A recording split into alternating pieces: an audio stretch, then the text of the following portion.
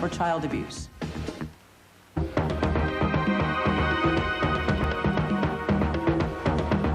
Last year, there were more than 2.5 million cases of child abuse reported in this country, and that number rises every year. In order to prey on children, abusers have to get near children. That makes a lot of sense. And you know what? We make it really easy for them. Did you know that you can't rub down a sweaty horse at any racetrack in the U.S. without an FBI background check?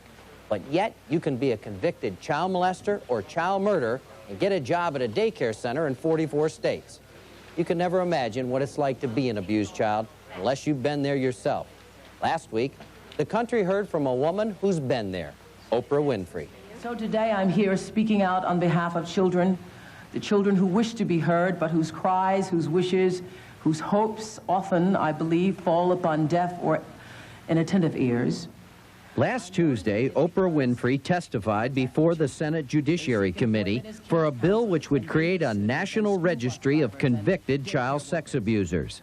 There is nothing, absolutely nothing that angers me more than to hear of a child who's been abused, assaulted, or raped, or murdered by someone who had previous convictions for child abuse, was able to plea bargain, released, and came out to molest and murder somebody else's child.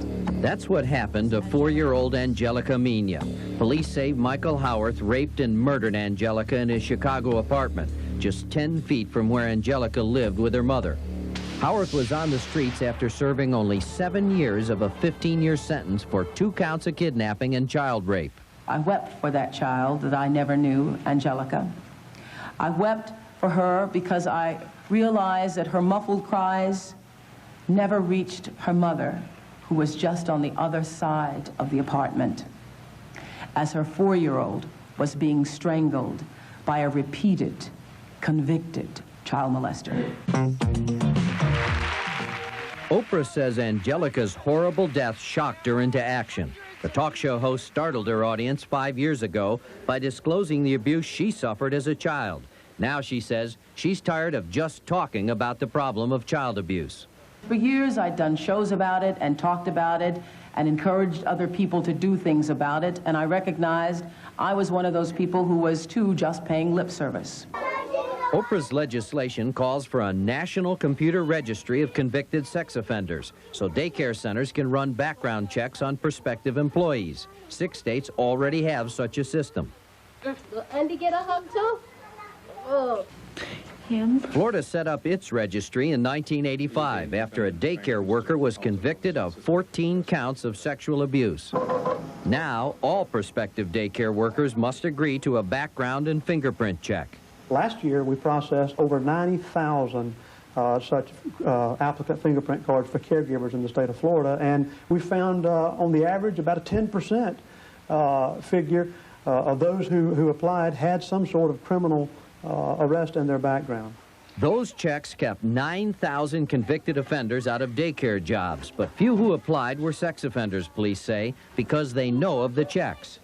I believe that the message that the state of Florida is sending out to people who molest children or abuse children is that we have a system in place that's not going to allow them to enter into our buildings, that we have a way to screen them out, and by virtue of this particular screening process, they don't even get into the front door. Since the death of my son Adam 10 years ago, I've been fighting for legislation to protect kids. Getting the FBI to list missing kids in its computer was a major victory.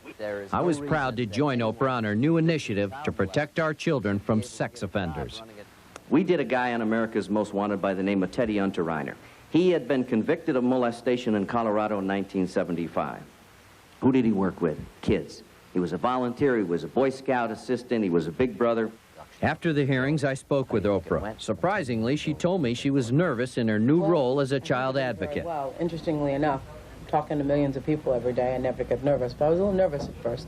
A lot of people today talked about your courage as an abused person, as an abused child coming forward.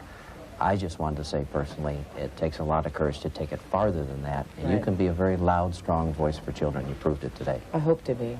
I hope to be. I was tired, you know, John, of just talking about it, and I'm proud of myself that I did something. Absolutely. Oprah says she can't get this bill passed alone, and I know how true that is. We usually ask you to pick up the phone if you've seen a fugitive. I know that's a rare event for most of you, but everyone can get involved in Oprah's fight to keep sex offenders away from our kids. So write to your senator and your congressman. Let them know how you feel, or call our hotline for information on how to do it.